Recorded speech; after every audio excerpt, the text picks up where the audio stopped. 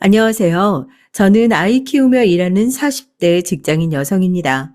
한창 손갈 데가 많은 중학생 딸아이의 엄마로서, 그리고 직장인으로서 넘쳐나는 할 일에 항상 바쁜 나날을 보내고 있지만, 그럼에도 일하는 엄마를 자랑스럽게 생각해주는 기특한 딸아이 덕분에 하루하루 힘차게 살아가고 있어요.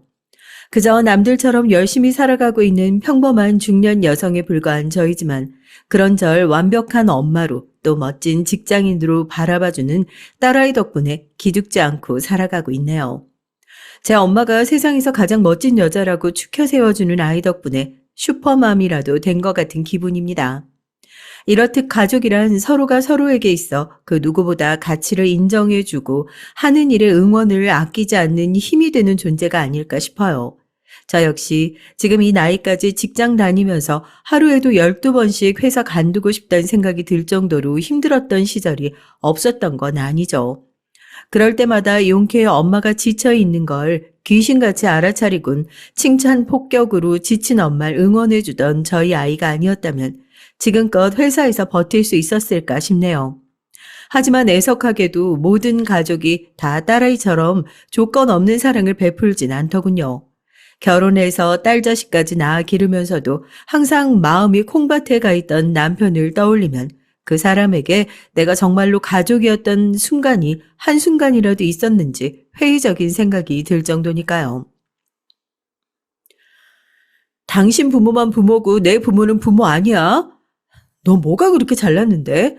너네 부모는 하늘 모시듯 떠받들어 주는 게 당연한 일이고 내 부모는 내 돈 모아 선물 하나 해드리면서도 이렇게 네 놈 눈치를 봐야 되는데 네가 내 부모한테 뭐 한 푼이라도 보태준 적 있어?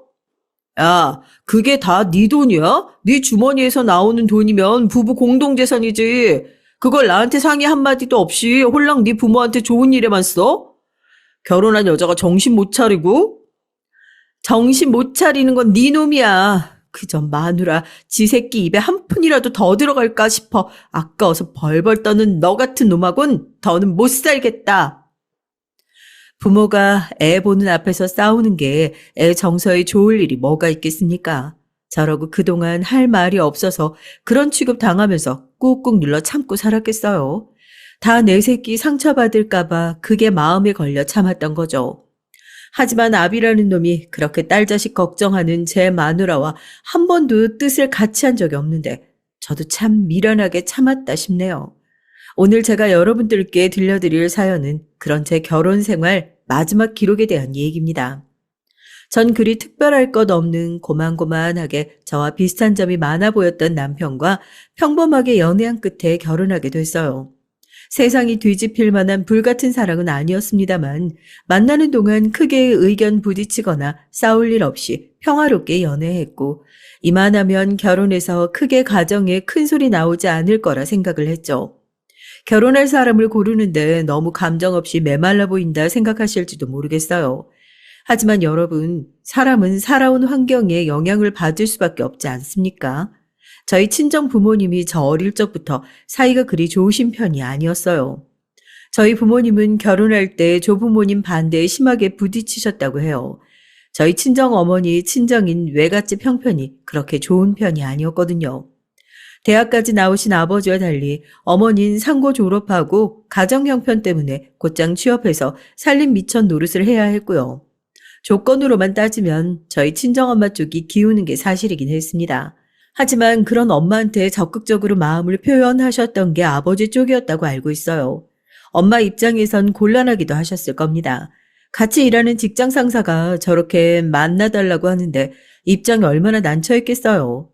처음엔 그렇게 불도저같이 밀어붙이는 아버지 때문에 만남이 시작된 거였고 당연히 엄만 당신의 조건이 남자 쪽보다 부족하니까 시부모님의 결혼 반대에 부딪힐까 봐 걱정하셨다고 해요. 아버지가 그런 걱정할 거 없다고 중간에서 자기가 다 막아주겠다고 아주 호언장담을 하셨다고는 하지만 처음 결혼하겠다고 인사 갔을 때부터 냉대를 받았던 저희 친정엄만 아버지와의 결혼 생활 내내 정말 지독한 시집살이에 시달리셔야 했습니다. 결혼하고 3년 만에 처음으로 제 친정 오빠를 얻으셨지만 그동안 워낙 마음고생이 심하셔서 그런지 임신도 쉽지 않았고 어렵게 임신한 아이도 유산한 경험이 있으셨다는 얘긴 저도 시집가고 나서야 듣게 됐어요. 당신은 아무 조건 다 필요 없이 제 마음에 드는 여자랑 같이 살 거라면서 조부모님 속을 뒤집어 놨던 친정아버진 막상 결혼해서 아내와 부모님의 갈등에 그만 은근슬쩍 책임을 회피하기 시작하셨고요. 믿을 사람이라곤 오로지 남편뿐인 상황에서 결혼한 지 얼마 되지 않아 남편이 저렇게 싹 안면 몰수를 해버리니 기댈 데 하나 없는 저희 친정어머니 결혼 생활이 얼마나 고달프셨을지 그것만 생각하면 참 마음이 아픕니다. 사실 아버진 저나 오빠한테 그리 다정한 아버지도 못 되셨어요. 가정생활 전반에 소홀하셨던 친정아버지셨죠.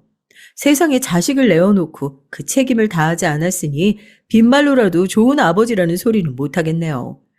결국 저희 고등학교 졸업할 무렵 두 분은 이혼해서 갈라섰습니다. 솔직히 자라는 내내 두 분 사이 좋은 건 한 번도 본 적이 없었어요. 아버지가 휴일에 어쩌다 가끔 밖에 안 나가고 시간 보내는 날엔 꼭 집안에서 큰 소리가 나곤 했으니까 어린 마음에 아빠가 집에 좀 안 들어왔으면 좋겠다는 생각이 들 정도였습니다. 저희 아버지가 저희에게 그나마 했던 부모 노릇이라고는 고등학교 졸업할 때까지 학비와 생활비 내는 게 전부였어요. 그럼에도 자기 돈으로 먹이고 학교 보낸다고 유세도 아주 그런 유세가 없었습니다.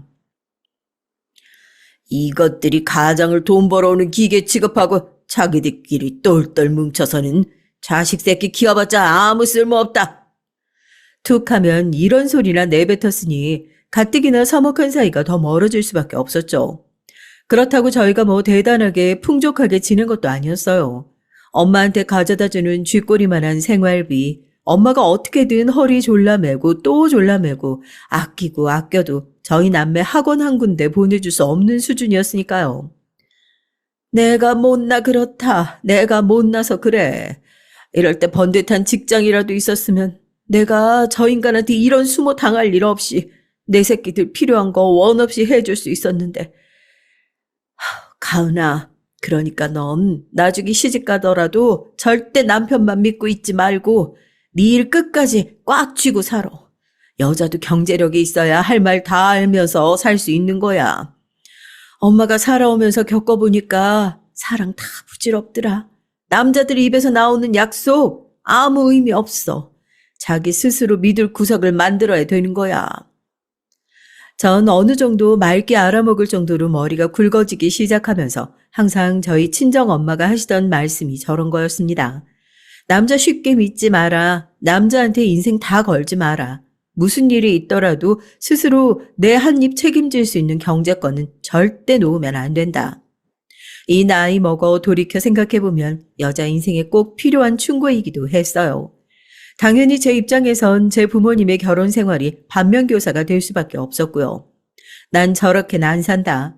아버지 같은 남자 만나서 어머니 같은 삶은 절대 안 산다고 다짐하고 또 다짐했습니다. 원래도 정이라고는 한 톨도 남아있지 않았던 친정아버지와는 엄마가 이혼하시면서 인연을 끊은 거나 마찬가지였어요. 한편으론 저희 엄마가 다소 조건은 아버지보다 부족할지라도 비슷한 처지의 가정적인 남자 만나 결혼하셨더라면 결혼 생활이 이렇게까지 고달프셨을까 생각하니 남자 마음만 믿고 조건 차이 나는 결혼하는 게 좋은 게 아니구나 하는 생각을 일찍부터 가지게 될 수밖에 없었습니다. 엄마 입장에서도 남편에게 똑같은 일 당했을 때 서로 꿀릴 만한 게 없는 비슷한 사람끼리 만나서 결혼하신 거였으면 저렇게까지 속병 다 들 정도로 수십 년 세월을 참고 사시진 않으셨을 테니까요. 전 애초에 결혼 자체에 환상이 없기도 했고 솔직히 어릴 적엔 결혼하고 싶지도 않았어요. 하지만 만약 내가 나중에 결혼을 하게 된다면 서로 끼리끼리인 비슷한 사람 만나서 집안에 큰소리 나는 일 없게 별탈 없이 조용하고 평화롭게 살겠노라 그리 생각을 했죠.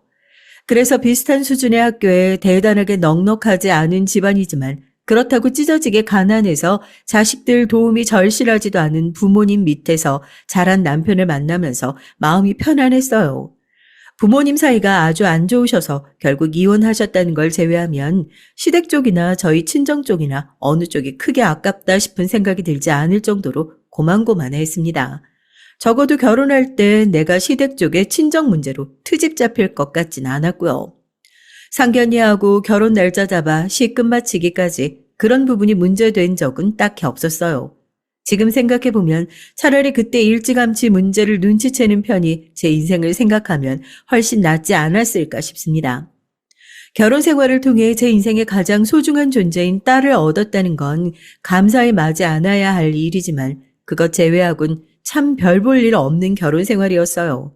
아마 결혼 전에 이런 낌새를 챘다면 결혼식 당일 식장을 박차고 나가는 한이 있더라도 이런 결혼을 하지 않았을 겁니다. 제 딴엔 무난하게 잡음 없이 살 수 있을 만한 온화한 사람 고르고 골라 선택했다고 생각했는데 막상 살아보니 그게 아니었던 거죠. 그러니 제가 알고도 당한 건 결코 아니었습니다.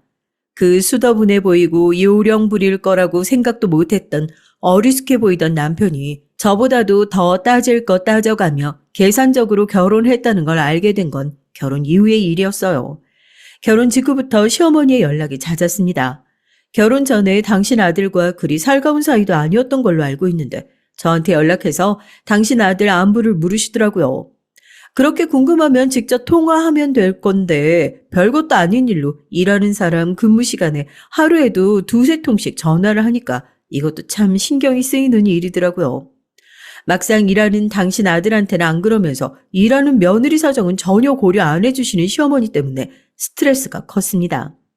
결혼 전까진 얌전하고 상식이 있는 사람처럼 행동하시더니만 결혼해서 혼인신고 마치고 나니까 행동을 달리하는 것도 솔직히 속보였고요. 남편이라고 이런 상황을 모르는 게 아니었습니다. 둘 사이에 어떻게 미리 말을 맞춰놨는지 구체적인 정황이야 알 수 없지만 제가 미리 이런 걸 알았더라면 얌전히 참고 있거나 결혼을 강행할 사람이 아니라는 건 잘 알고 있었을 거예요. 그걸 알면서 안 그런 척, 멀쩡한 척 결혼해놓고 결혼 후에 태도가 돌변하는 건 상대에 대한 기만 아닙니까? 남편에게 대놓고 문제를 제기하고 불만을 드러냈지만 남편에게 돌아오는 말은 고작 이런 말뿐이었어요. 아니, 내가 당신한테 전화를 하라고 시킨 것도 아니고 어머니가 하시는 걸 날더러 뭐 어쩌란 말이야. 그래도 결혼해서 며느리가 들어왔는데 가깝게 지내고 싶어서 그러신가 보지. 고작 전화 한 통 받아주는 일인데 뭘 그렇게 예민하게 굴어? 고작 전화 오면 한 통화 받아주는 거? 그렇게 간단한 문제면 당신이 받으면 되잖아. 애초에 내 안부 궁금한 것도 아니고 당신 밥은 잘 챙기냐, 결혼한 이후로 자꾸 얼굴살이 빠지는 것 같다. 전화해서 이런 소리를 하시는데 내가 일하면서 일일이 그런 전화까지 받아야 돼? 당신은 어머니니까 내가 직접 얘기하는 것보다 당신이 낫겠다 싶어서 벌써 몇 번째 얘기를 하는데 당신은 그런 식으로 얘기하면 안 되지. 이제 결혼해서 유부녀고 며느리인데 그럼 결혼 전이랑 생활이 똑같을 줄 알았냐? 이런 부분도 감수를 해야지. 난 한 번도 당신한테 이런 걸로 불평불만 한 적 없잖아. 애초에 우리 엄마는 당신 근무 시간에 전화하는 무리한 짓도 하지 않는데 지금 누구랑 누굴 비교해? 말을 하면 할수록 벽에다 대고 얘기하는 기분이더라고요. 그나마 당신 아들하고 직접 얘기하면 상황을 좀 유하게 풀어갈 수 있을까 싶어 꺼내본 말이었는데요. 시어머니한테 가기도 전에 남편부터 저런 반응이니 제 입장에선 속이 터질 수밖에 없었어요. 그렇다고 마냥 받아줄 생각만도 없었기에 그 이후론 시도 때도 없이 전화를 걸어오건 말건 근무 시간은 철저히 일에만 집중했습니다. 물론 그렇다고 해서 시어머니의 부재중 전화가 찍혀있는 걸 보는 마음이 마냥 편하진 않았지만요. 하지만 이런 식으로 남편이 막아주지도 않는데 저 혼자 무리해서 응대할 수는 없다고 생각했어요. 그랬더니 시댁 식구들 다 모인 자리에서 대놓고 우는 소리를 하는 시어머니였습니다. 나는 어떻게든 새 식구하고 잘 지내보겠다고, 어색해도 먼저 전화 연락도 하고, 그래도, 바쁘다고 10번 전화 걸면 한 번 받을까 말까니, 시어머니가 아무리 불편해도 그렇지. 그러니까 그 전화 좀 제깍제깍 받아들이라니까. 제가 얼마나 스트레스를 받고 있는지 뻔히 알면서도 제 모친 역성 드느라 바쁜 남편을 보면서 정말 기가 찼어요. 결혼 전에 저한테 저 따위로 굴었으면 속 시끄럽게 저런 놈하고 살 생각조차 안 했을 텐데. 그러니 남편 하는 거나 시어머니나 곱게 보일 리가 만무했습니다. 결혼한 지 얼마 안 돼서 바로 임신하는 바람에 이미 뱃속에 딸아이가 있는 상태여서 그 말을 듣고 있자니 눈앞이 깜깜하더라고요. 같이 산지 얼마 되지도 않았는데 벌써부터 저 모양이면 애 낳고 살면서 무슨 일을 더 겪을지 암담했습니다. 제가 그래도 강단이 있고 결단력이 있는 사람이었다면 아이가 생겼다 하더라도 그때라도 결단을 내렸을 텐데 뱃속에 아이까지 있는데 이혼을 결심하고 그걸 실행에 옮기는 게 결코 쉬운 일이 아니더라고요. 남편과 시어머니 때문에 스트레스를 많이 받고 있긴 했지만 사실 그 정도로 엄청난 유책 사유로 보기는 힘들지 않겠어요. 자기들도 그걸 아니까 대단하게 결정타가 될 만한 짓은 비껴가는 게 더 괘씸하게 느껴졌습니다. 나나 우리 아이 태교를 위해서라도 최대한 시댁 쪽이랑 부딪히지 말고 말 섞일 일 줄이는 게 그나마 최선이겠다 싶었어요. 하지만 출산 예정일이 얼마 남지 않고 출산휴가 겸 육아휴직을 하게 되면서 속 터지는 일들은 더 많아졌어요. 아무리 휴직이라 하더라도 온종일 아이와 함께 집에 있으면 자연스럽게 살림을 맡는 비중이 제게 더 커질 수밖에 없지 않겠어요? 사실 휴직하고 신생아 독박 육아를 하고 있는 거나 마찬가지인데 살림에 따로 신경 쓸 만한 여유가 없었고요.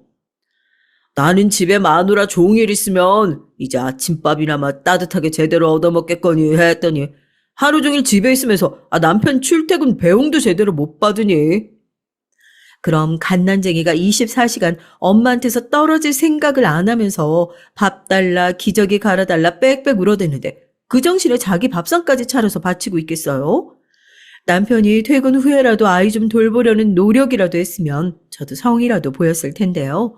육아휴직을 했으면 육아는 당연히 당신 몫이라는 남편의 뻔뻔한 소리에 밤새 잠도 못 자고 아이 앞에 붙어있는 나날이 대다수였습니다. 항상 만성적인 수면 부족에 시달리면서도 자기는 일하느라 피곤하지 않느냐면서 저 혼자 애 보는 걸 당연하게 여기는 남편에게 아무런 도움도 받지 못하고 있었어요. 저놈 저거 참 노났구나 싶었어요. 제 몸 하나 상한 데 없이 제 새끼가 뿅하니 생겼는데 키우는 것도 마누라가 다 해주니까 얼마나 편했겠습니까? 퇴근하고 들어오면 마누라가 아이한테 시달려서 밤새 한숨도 제대로 붙이지 못했든지 말든지 편하게 침대에 드러눕기 일쑤였어요. 같이 낳은 새끼인데 왜 고생은 나 혼자 해야 하나 싶어서 잠투정에 칭얼거리는 딸아이 안아 어리면서 울기도 많이 울었죠. 남편이라고 애 키우는데 조금도 의지가 되지 않으니 참으로 송구스럽게도 친정어머니 손을 빌릴 수밖에 없었습니다. 엄마 미안해. 엄마도 일한다고 바쁜데. 아니야. 아유 그 덕에 우리 영주 얼굴이라도 한 번 더 보고 할머니는 좋지? 그치? 친정아버지와 이혼한 이후로 자식에게 짐되지 않겠다며 일을 쉬신 적이 없으셨던 친정어머니셨어요. 그걸 뻔히 알면서도 도저히 나 혼자 해결이 안 나서 어머니 도움을 요청했다는 게 참 죄송했습니다. 애들이 태어나면 알아서 자라는 것 같아도 절대 그게 아니야. 네가 부족한 엄마라서가 아니라 원래 혼자 할 수 없는 일이 아닌 게야. 아이고, 당연히 주변 사람들, 가족들 도움 받아가며 키우는 거고, 그러니까 엄마한테 미안하게 생각할 거 하나도 없어. 이러다 딱 죽겠다 싶었을 때 친정 엄마께 도움을 요청한 거였거든요. 제겐 그런 엄마의 도움이 구세주나 다름없었습니다. 단 몇 시간이라도 중간에 아이 때문에 신경 곤두서서 깨지 않고 통잠을 잘 수 있으니까 그제야 좀 사람 사는 것 같더라고요. 엄마도 일하시면서 이렇게 잠깐이라도 도와주러 여기까지 오시는 게 결코 쉬운 일이 아니라는 걸 알고 있었으니 더 송구스럽고 감사했어요. 보통은 남편 퇴근 시간 전에 엄마가 집으로 돌아가시곤 했지만 가끔 두 사람 시간이 겹치면 눈에 띄게 민망해하고 불편한 티를 내는 남편이었습니다. 장모가 자기 집에 드나드니 불편하다는 거였겠죠. 그래도 집에서 손 하나 까딱 안 하는 주제에 차마 제 새끼 봐주시는 장모님께 대놓고 말은 못하는 걸 보니까 그놈도 쥐꼬리만한 양심은 있는가 보다 싶었네요. 그래봤자 아비인 저도 못하는 걸 대신 해주시는 장모님께 엎드려 절이라도 해도 모자랄 판에 지 불편한 티까지 내는 놈이 괘씸하게만 느껴지지만 말입니다. 그래서 놈이 괘씸해서 불편해 하든 말든 그런 건 신경도 쓰지 않았어요. 그랬더니 이 인간이 글쎄 말 같지도 않은 꼬투리를 잡기 시작하는 거 아니겠어요? 장 한 번 보는데 무슨 돈이 이렇게 많이 나가? 씀씀이 해픈 거 하고는 두부도 이렇게 비싼 거 말고 그거 한 모에 1,000원씩 하는 것도 많더만. 심지어 그 두부 저 먹으려고 산 것도 아니었어요. 아이 이유식에 들어갈 두부니까 국산 유기농 두부 산 거였습니다. 요새 1,000원짜리 두부가 어디 있으며 가장 싼 걸 먹이려고 하면 수입산 콩으로 만든 두부 먹여야 되는데 마누라 입에 들어가는 거 아깝게 생각하는 건 둘째라 치더라도 제 새끼한테 좋은 거 먹이고 싶은 게 부모 마음 아닙니까? 제 새끼 입에 들어갈 이유식 한번 만들어 본 적 없는 놈이 하는 말에 어처구니가 없었죠. 누구는 종일 밖에서 일한다고 뼈가 빠지는데 이럴 것 같으면 가게 써서 제출해. 정신 나간 소리하고 자빠졌네. 야, 돈은 너만 벌어? 나 지금 휴직이어도 유급이라서 월급 나오고 나도 너랑 똑같이 생활비 내는데 무슨 네가 나 먹여 살리기라도 하는 것처럼 생색을 내. 지 새끼 입에 들어가는 것도 그렇게 아까우면서 애는 뭐 한다고 낳니? 애한테 대단하게 해주기라도 하면서 생색 내면 이해라도 하지. 애비라고 제대로 하는 것도 없으면서. 야, 너 말 다 했어? 주제에 창피한 건 아는지 얼굴이 시뻘개져서 고함을 지르는 통에 놀란 딸아이가 울음을 터뜨렸어요. 성질 같아선 벌써 저놈을 반 패죽여도 몇 번은 패죽였을 텐데 아이 놀랄까 싶어서 화를 내도 속으로 사귈 수밖에 없었습니다. 우리 딸 아무것도 모르는 아직 아기라 하더라도 이게 다 무의식적으로 남아서 정서 발달에 해가 될까 봐 전전긍긍하는 저와 그런 것 아랑곳하지 않고 제 성질 내키는 대로 고함 질러대는 남편이었으니 항상 제 쪽에서 더 참을 수밖에 없었죠. 너무 무서워서 그런 거 아니라 내 새끼 생각해서 그런 거였는데 어찌 됐든 지 성질대로 있는 대로 소리 지르니 자기가 이겼다고 아주 단단히 착각을 하고 있는 모양이더라고요. 날이 갈수록 기세 등등해지는 꼴에 저도 속으로 아주 벼르고 있었어요. 한번 제대로 걸리면 뼈도 못 추리게 짓밟아 주겠다고 말이죠. 결혼 이후로 항상 실망스러운 모습만 보였던 남편이었으니 결혼 생활 자체에 미련이 있는 건 아니었어요. 애초에 남편을 애틋하게 사랑해서 한 결혼도 아니었고 같이 자식 키우면서 뜻 잘 맞는 인생의 동반자를 지낼 수 있으리라 생각했던 사람을 고른 거였지 그게 아니라면 저도 굳이 져줄 이유가 없다고 생각했습니다. 그저 내 아이, 아직 말도 제대로 못하고 아빠 소리도 겨우 하는 아이한테서 아빠의 존재를 빼앗는 것이 미안해서 참았을 뿐이죠. 저 건사하는 것도 아니면서 일하는 유세에 있는 대로 부리는 남편 꼴 보기 싫어서 당초에 예상되어 있던 육아휴직 기간의 절반을 겨우 채우고 회사로 복귀하게 됐습니다. 아직 엄마의 손을 필요로 하는 우리 딸 생각하면 내 속이 더 썩어나더라도 좀 더 버틸까 싶으면서도 저 인간 저렇게 날뛰는 꼴 하루라도 덜 보려면 내가 얼른 회사 복귀해서 저놈한테 아쉬운 소리 들을 일 없게 만들어야겠다 생각이었어요. 아이 봐주실 분을 따로 구하긴 했지만 아이 보는 건 제 몫이 되어 있었습니다. 이제 자기나 나나 직장 다니면서 일하는 건 똑같은 처지가 됐는데도 내내 애는 저한테 떠넘겼으니 당연히 애 키우는 건 마누라 일이라고 생각하는 남편이었어요. 부부간 갈등은 더 커질 수밖에 없었습니다. 도대체 애 아빠라고 제대로 하는 일이 없으니 당연한 일이었죠. 하지만 그렇다고 저 못 믿을 인사에게 우리 딸 맡기는 건 더더욱 불안했습니다. 남편이 괘씸해서 어쩔 줄 모르면서도 피곤한 몸을 이끌고 결국 아이 보는 건 제가 도맡을 수밖에 없었어요. 몸이 천근만근이었지만 저놈을 뭘 믿고 내 딸을 맡긴단 말입니까? 최대한 정시 퇴근해서 아이 봐주시는 분 퇴근하는 시간에 맞춰 바통 터치하려고 애를 쓰긴 했습니다만 어디 사회생활이라는 게 꼭 그렇나요? 아무리 업무 시간에 내 일을 다 끝내려고 최선을 다해도 사회생활이라는 게 꼭 그렇게 딱딱 맞아떨어지는 일은 아니니까요. 부득이하게 퇴근 시간에 늦어질 때마다 또 손 벌릴 곳은 친정엄마뿐이었어요. 하도 저희 친정엄마한테만 도움을 받는 게 죄송스러워서 내키지 않는 마음에도 딱 한 번 시어머니한테 도움을 요청한 일이 있었는데요. 평소엔 그렇게나 자기 집 자손이니 결혼을 해서 시댁 식구가 됐으면 당신네 집에 전념을 해야 한다더니 해대던 시어머니가 아주 정색을 하면서 거절을 하더라고요. 아니, 내가 오늘 선약이 있어서, 아유, 피치 못하게 미룰 수도 없는 일이니 나는 힘들겠는데. 늘 일하신다고 바쁜 저희 친정어머니도 어떻게든 손녀딸 보는 거 도와주시겠다며 바쁜 와중에 짬을 내서 와주시는데 만날 집에 있는 시어머니가 평소에 어울리는 사람들이랑 밥이나 먹으러 다니는 거 뻔히 아는데 변명을 해야 되는 시어머니한테 그만 정이 뚝 떨어졌어요. 제가 평소에 이런 부탁을 자주 했거나 전에 저희 애 봐주셨거나 하면 또 모르겠는데 그런 손녀 얼굴 까먹겠다며 자기 시댁에 데려오라고 성화를 하면서도 저희 집에 애 보러 와주신 적은 한 번도 없었던 시어머니였습니다. 그럴 거면 자기 집 자손이니 뭐니 하는 소리나 말든가. 무슨 인형 보듯 잠깐 보여줄 때만 예쁜 손녀 취급하고는 자기 손 탈 일 있으면 조금의 희생도 하지 않으려는 태도가 어쩜 그렇게 당신 아들하고 똑 닮았나 혀를 내두를 지경이었죠. 정말 딱 한 번 해본 부탁마저 거절당하자 시댁엔 기대할 게 아무것도 없다는 생각이 굳어져 버렸어요. 맞벌이하는 사위 내외의 사정 고려해서 사부인이 노고가 많다는 걸 뻔히 알고 있는 시어머니였습니다. 비교를 안 하려고 해도 안 할 수가 없었어요. 며느린 마음에 안 들어 해도 손녀 타령을 그리 해대면서 나야 그렇다 치더라도 어떻게 우리 아이한테까지 사람이 저렇게 매정할 수 있나 싶더라고요.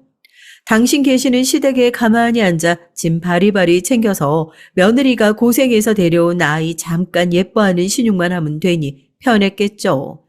신생아 키워보신 경험이 있으신 분들이라면 여러분도 잘 아시겠지만 아이 한 번 데리고 외출하는 게 절대 쉬운 일이 아니에요. 아이한테 필요한 것들 이것저것 챙겨서 한 짐 들고 아이까지 들쳐 메고 시댁 가는 건 정말 큰맘 먹어야 하는 일이었거든요.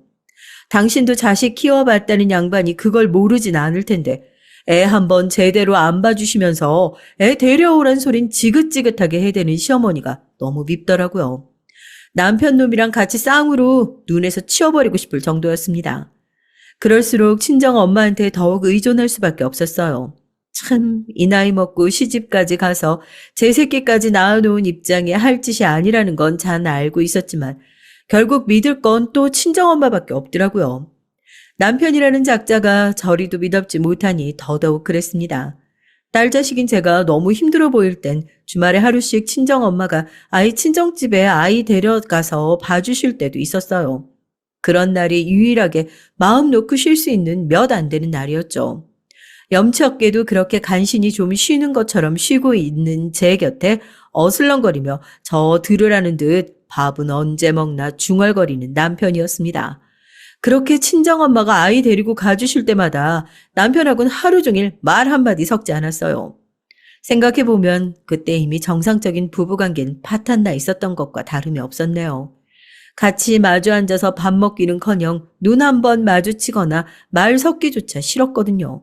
거기다 그 인간이 설마 하니 같이 밥 먹자고 자기가 저 밥상이라도 차려주려고 그랬겠어요. 집안일 손도 까딱 안 하는 인간이 직장 일에 육아에 피로 누적으로 침대에서 일어나지도 못하는 제 마누라 기어이 깨워서 일으켜 제 밥상이나 받아 먹으려는 심산이었겠죠. 그걸 뻔히 알면서 제가 뭐 이쁘다고 그 인간 밥상까지 대령하겠습니까? 구시렁거리면서 제 본가로 가서 시어머니한테 밥을 얻어먹든 말든 상관할 바도 아니었고 차라리 그렇게 눈앞에서 안 보이는 게 좀 사라져주는 게 도와주는 거였어요. 남편이나 시댁에는 감정 상할 일만 그리고 친정 엄마께는 고맙고 미안한 일만 차곡차곡 쌓이고 있었습니다.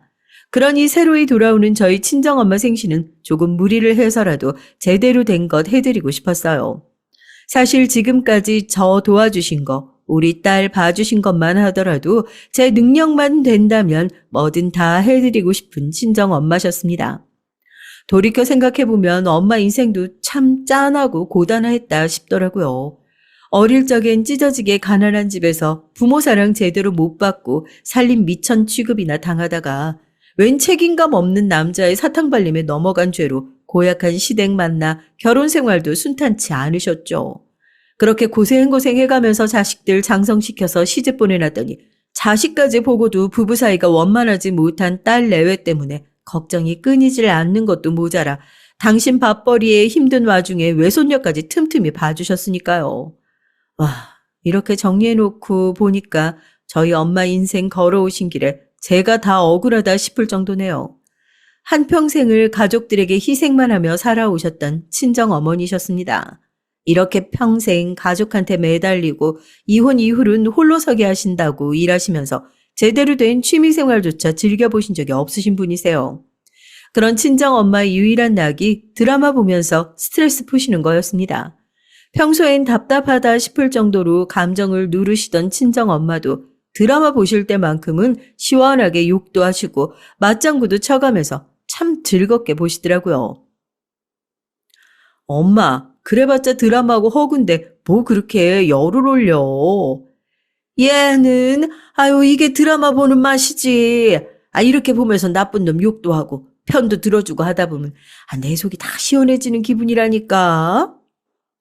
자식들 보는 앞에서 아무리 불만 많은 시댁과 남편이라 할지라도 속 시원하게 욕 한번 하기 쉽지 않으셨을 테니 그런 엄마의 속풀이나 다름없었겠죠. 엄마 인생 저렇게 만든 사람한테 시원하게 퍼부어주지도 못하고 그저 드라마 보실 때나 열을 올리시는 엄마가 어릴 적엔 참 이해가 안 갔었는데 저도 자식 낳아 키워보니까 그 마음을 어렴풋이 알 수 있겠더라고요. 저라고 결혼해서 남편하고 시댁 괘씸하기가 어디 하루 이틀 일이었겠습니까? 하지만 아직 말귀도 잘 알아듣지 못하는 우리 딸 귀에 나쁜 소리 한마디라도 들어갈까 싶어 억울한 마음이 켜켜이 쌓여도 참고 또 참게 되더라고요. 저희 엄만 평생 그런 마음으로 살아오셨겠죠. 그런 엄마를 떠올리니까 가슴 아프기도 하고 엄마와 크게 다를 바 없는 결혼 생활을 하고 있는 게 몸둘 바가 없도록 죄송스러웠습니다. 그렇게 힘들게 키워놨을 때 저라도 당신과는 다른 인생을 살기를 바라고 또 바라셨을 텐데 자식으로서 잘 사는 모습 보여드리진 못했으니까 제가 참 불효녀죠. 그래서 친정엄마 몰래 고가의 TV를 생신 선물로 준비하면서도 아깝다는 생각은 단 한 번도 하지 않았어요. 솔직히 제가 처음에 예상했던 것보다 가격이 더 세서 금전적으로 부담이 되지 않았다고 하면 거짓말이지만 제가 할 수 있는 최대한 좋은 물건을 해드리고 싶었죠. 저희 엄마 유일한 취미생활인데 벌써 20년은 다 된 낡은 TV로 드라마 보시는 게 항상 마음에 걸렸거든요. 그러면서도 저 사는 게 바빠서 여태 그걸 바꿔드리질 못했으니 내가 다른 건 몰라도 이것만큼은 꼭 해드리고 말겠다고 작심을 하고 있었습니다. 일부러 엄마 생신 날짜에 맞춰서 배달될 수 있도록 예약 주문까지 해놓고 결제까지 마치니까 뿌듯하더라고요. 분명 받아보시면 뭐 이렇게 비싼 물건을 보냈냐며 입을 떡 벌리시겠지만 그래도 그 어른 화면으로 좋아하시는 드라마 즐겁게 보실 걸 생각하면 벌써부터 마음이 뭉클해지는 기분이었어요. 그렇게 부푼 마음으로 친정엄마 생일 생신날이 다가오길 기다리던 어느 날 회사에서 일하고 있는데 한창 바쁜 시간에 전화가 한 통 걸려왔어요. 보니까 제가 얼마 전에 TV를 주문한 회사 고객센터더라고요. 혹시 출고 후에 무슨 이상이 생겼나 해서 급하게 전화를 받았습니다. 안녕하십니까? 이가은 고객님 되십니까? 네, 저 맞아요. 무슨 일로 연락 주셨나요? 다름이 아니라 주문하신 TV 반품 신청이 들어와서요. 네? 반품이라니요? 생각하지도 못했던 소리에 제가 깜짝 놀라서 되물었어요. 제가 제 돈 주고 저희 엄마 사주는 TV인데 갑자기 뜬금없이 반품 신청이라뇨. 어리둥절해서 되묻는데 제게 고객센터 상담사분이 난감한 어투로 말씀하셨어요. 그게 방금 고객님 남편 되시는 분께서 저희 고객센터에 연락을 주셨는데요. 고객님께서 주문하신 TV 반품하겠다고 화를 많이 내셔서요. 사이가 이미 틀어질 대로 틀어진 남편이었습니다. 꼭 필요한 일이 있는 게 아니고서야 어지간해선 말 섞는 일도 자제하고 있었어요. 당연히 제가 제 엄마한테 TV 생신 선물로 사드린다는 얘기조차 꺼낸 적이 없었거든요. 어차피 제 돈 한 푼 안 들어가고 제 개인 돈으로 사드리는 건데 그 인간한테 허락받아야 할 이유도 없고 보고해야 할 이유도 없잖아요. 그리고 사드리고 난 이후로도 딱히 얘기할 생각도 없었고요. 어차피 제 본가에는 뻔질나게 드나들어도 홀로 지내시는 제 장모님 한번 들여다볼 생각도 않는 남편이었으니까 제가 얘기 안 하면 저희 친정엄마 집 TV가 바뀌었든 말든 지놈이 무슨 수로 알겠습니까? 갑작스럽게 튀어나온 남편의 존재에 제가 더 놀라서 물었어요. 남편이요? 남편이 반품 신청을 했다고요? 네, 이렇게 비싼 물건 사라고 허락한 적 없다면서 너무 화를 내셔서요. 결제 취소를 하려면 본인 명의의 카드로 결제하신 고객님 본인께서 직접 취소를 하시는 것만 가능하다고 말씀드렸더니 그런 게 어디 있느냐면서 남편이 자기가 취소를 하겠다는데 안 해주는 게 말이나 되냐면서 폭언을 하셔가지고요. 이대로는 진행이 되지 않을 것 같아서 고객님께 연락드렸어요. 조심스럽게 자기가 어떤 일을 당했는지 제게 전해주시는 상담사분 자초지종을 들으면서 제가 다 수치심에 얼굴이 벌겋게 달아오를 정도였습니다. 도대체 제가 TV 결제한 걸 어떻게 알았는지는 모르겠지만 그걸 알았다 한들 자기가 무슨 권리가 있다고 제멋대로 반품을 하니 많이 하는 건방을 떱니까? 이 인간이 미쳤구나. 제정신이면 어떻게 이따위 짓을 하나 싶어 분해서 온몸이 부들부들 떨려오기 시작했어요. 전 단호하게 상담사분께 말씀드렸죠. 저 반품할 생각 없어요. 애초에 그 사람 돈 한 푼도 안 들어간 거고 제가 결제를 한 건데 그 사람이 취소 못하는 거 확실하죠? 그럼요, 고객님. 카드 명의자 본인이 직접 취소하셔야 반품 가능합니다. 네, 저 절대로 취소 안 하니까 예정대로 보내주세요. 아셨죠? 그렇게 신신당부를 한 끝에 전화를 끊었어요. 전화를 끊고도 갑작스레 오른 분노가 쉬이 다스려지지 않았습니다. 마침 퇴근 시간이 가까워져 오고 있어서 망정이지 안 그랬으면 일 끝나는 동안 일은 하나도 손에 잡히지 않고 그 뻔뻔하고 괘씸한 놈을 어떻게 해야 하나 그 생각에 사로잡혀서 종일 아무것도 못했을 거예요. 퇴근 시간이 되자마자 곧바로 쏜살같이 집으로 튀어갔죠. 저보다 집에서 직장이 더 가까운 남편놈이 먼저 집에 퇴근하고 들어와 있더라고요. 제가 들어가자마자 아주 사람을 잡아먹을 듯 도끼 눈을 뜨고 쳐다보는데 그 눈가를 찔러버리고 싶을 정도로 화가 치밀어 올랐습니다. 놈 손엔 제 허락도 없이 뜯은 제 개인명의 카드 명세서가 들려 있었어요. 그동안 이렇게 나 몰래 내 카드 내역까지 훔쳐보고 있었나 하는 생각이 드니까 당장 뺨이라도 후려치고 싶었습니다. 야, 너 니네 엄마한테 TV 사서 보냈냐? 제가 먼저 화를 내도 모자랄 판에 놈이 눈을 부라리며 제게 소리를 쳤어요. 아예 장모님이라고 부를 생각도 없는지 니네 엄마라니요. 저 건방진 주둥이로 후려치고 싶었죠. 저도 열이 뻗쳐서 그날은 혹시 아이 깰지도 모르니 조심해야겠다는 생각조차 못하고 맞받아 쳤습니다. 그래, 내가 사드렸다. 근데 니까짓 게 뭔데 내가 내 돈 주고 사들인 내 엄마 생신 선물을 반품을 하니 많이 건방을 떨어. 니까짓 게 뭔데? 니까짓 게 지금껏 남편으로서 아비로서 사위로서 한 게 뭐가 있다고 그따위 짓을 해?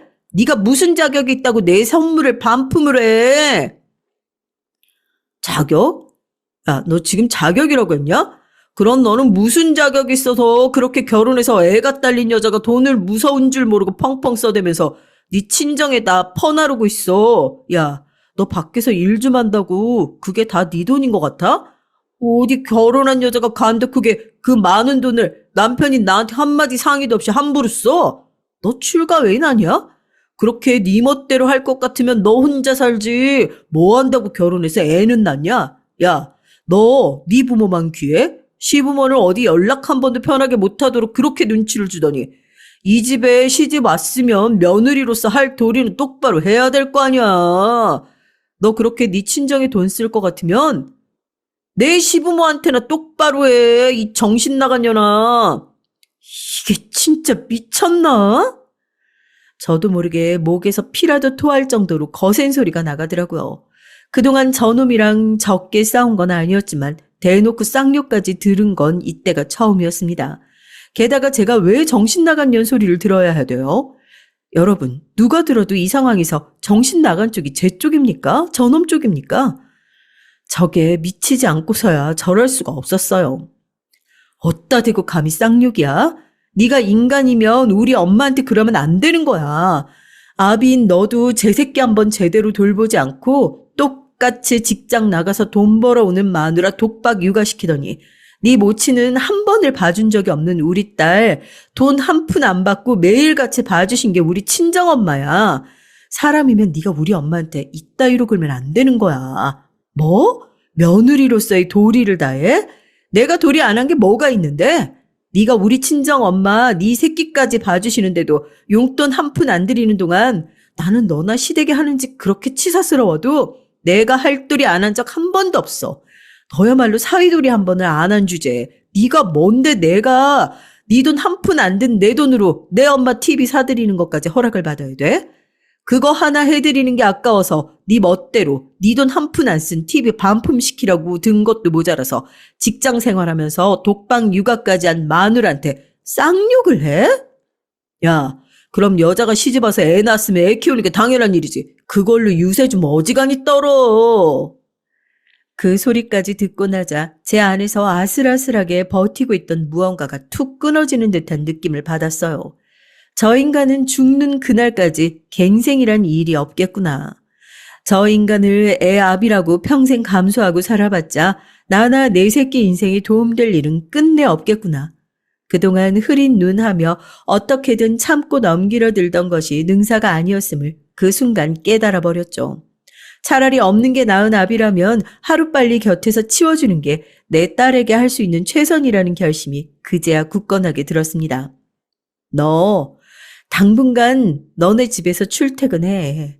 이런 기분으로 너랑 도저히 얼굴 마주하고 있지 못할 것 같은데 내가 나갈 것 같으면 나 우리 딸 두고 나갈 거거든? 근데 네 주제에 혼자서 애 볼 수나 있겠니? 아비로서 자격 없다는 소리를 대놓고 했으니 수치심에 놈 얼굴이 불그락 푸르락 했지만 사실 틀린 말도 아니잖아요. 저 내보내고 애 떠안을 생각을 하면 막막했는지 있는 대로 제게 누나를 부라리면서도 주섬주섬 옷 몇 가지 챙겨서 제 발로 나가더라고요. 아비라는 인간이 오죽이나 못났으면 애 맡긴다는 소리에 제 발로 시댁으로 향하는 꼴을 보니 그래 저런 걸 아비라고 곁에 두느니 차라리 없는 게 낫겠다고 결심을 굳혔습니다. 귀한 아드님 당신 집으로 쫓겨왔으니 제 전화통에 불나는 건 충분히 예상 가능한 일이었어요. 제가 전화 받지를 않자 문자 메시지로 회초리질을 해대시는 시어머니였습니다. 하늘 같은 남편 집에서 쫓아내고 잠이 오든 네가 우리 집 알기를 얼마나 우습게 알았으면 이렇게 방자하게 굴어? 오늘 당장 와서 무릎 꿇고 사죄하고 네 남편 모시고 가. 정말 큰 코 다치기 전에. 조만간 큰 코 다칠 게 누군지도 모르고 웃기지도 않는 소리를 해대는 시어머니를 보니까 남편이 왜 저 따위로밖에 못 자랐는지 알겠더라고요. 그놈 성격에 왜 거기까지 쫓겨갔는지 이유를 말하지 않았을 리는 없으니 그 시어머니라는 여자도 며느리가 제 돈으로 자기 친정엄마 TV 사드렸다는 게 어지간히 배알이 꼴렸던 모양입니다. 똑같은 사람 취급 한 번을 해준 적이 없는 인간들이 제가 번 돈은 당연히 저들 돈인 양 구는 꼴이 역겨울 지경이었어요. 그렇게 선물에 환장을 한 인간들이었으니 나도 그 기대에 부응하는 특별한 선물을 준비하기로 마음먹었습니다. 그렇게 매일같이 제 아들 모셔가며 성화인 시어머니 문자를 싸그리 무시하고는 드디어 준비된 선물을 가지고 시댁으로 향했죠. 답장 한 번 하지 않던 제가 제 발로 걸어오자 와서 빌기라도 할 줄 알았는지 남편 놈이고 시어머니고 아주 기세가 등등하더라고요. 아이고, 사과하려면 진작 올 일이지. 어디 고개 빳빳하게 들고 서 있어? 얼른 사과하지 않고. 사과는 무슨, 전할 게 있어서 온 것뿐이에요.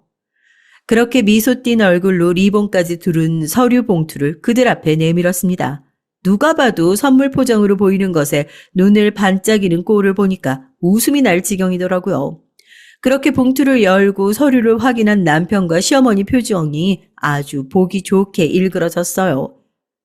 이혼이라니? 너 지금 날더러 이혼하자는 거야? 참나. 그럼 내가 설마 니들한테 고개 조아리려고 여기까지 왔겠니? 둘 다 쌍으로 머리가 비었나? 내가 이 꼴 보고 너랑 더 살겠어? 이혼은 무슨 이혼이야? 우리 애가 뭘 그렇게 잘못했다고? 그걸 모르는 게 가장 큰 잘못이지 싶은데 어디 판사 앞에서도 똑같이 짓거려 보시던가요. 그래봤자 이혼 사유만 하나 더 추가하는 거겠지만. 결혼하고 얼마 되지 않았을 때부터 저것들 앞에 이혼 서류 뿌리는 장면을 상상만 했는데 이렇게 현실로 이루어지는 순간이었습니다. 그 순간 느꼈던 해방감이란 남편 노릇도 못해, 애비 노릇도 못하는 인간이 내가 벌어온 돈 내 엄마랑 쓰겠다는 것까지 주제넘게 간섭을 하는데 내가 그 꼴까지 참고 살 줄 알았어? 어차피 너랑 갈라서도 워낙 그동안 네 놈이 제대로 한 게 아무것도 없어서 이혼해서 혼자 산다고 내가 할 일 더 늘어나는 것도 아니고. 아니지. 오히려 너 같은 새끼 밥맛 떨어지는 면상 한 집에서 볼 일 없으니까 심신은 훨씬 편하겠네. 야, 내가 순순히 이혼해 줄 것 같아? 그리고 친권 양육권은 왜 네가 가져가? 김씨성단 내 새끼인데. 네 새끼 같은 소리하고 자빠졌네. 지금 당장 애 맡긴다고 해도 볼 줄도 모르는 놈이 아비는 무슨 아비야. 매달 꼬박꼬박 양육비나 잘 챙겨서 보내. 어차피 너 같은 건 우리 딸 근처에 있는 것만으로도 해악이니까. 제가 그것들 연락 싸그리 무시하고 그동안 뭘 했겠어요. 혹시나 저 자리 비운 동안 불미스러운 일이라도 생길까 싶은 마음에 설치했던 베이비캠이 제 이혼에 이렇게 확실한 증거가 되어줄 줄은 그걸 설치할 때만 하더라도 알 수 없었습니다. 거기엔 각자 수입 철저하게 따로 관리하고 있었음에도 불구하고 제 카드 기록이며 개인정보며 함부로 빼가서 폐악을 부리는 남편놈 모습이 고스란히 담겨져 있었어요. 제가 제 돈으로 구입한 저희 친정엄마 생신선물 트집 잡으며 내 돈은 내 돈, 네 돈도 내 돈을 시전하던 놈, 도둑놈 심보 역시 그대로 찍혔고요. 거기다가 제게의 폭언에 쌍욕에 금방이라도 한 대 칠 듯 위협하는 모습도 아주 생생하게 남아있었죠. 같이 아이 낳았음에도 불구하고 지 새끼 나 몰라라 하는 놈을 뒤로하고 저와 저희 친정 엄마만 죽을 힘을 내서 아이 보는 모습도 아주 잘 찍혀 있었고요.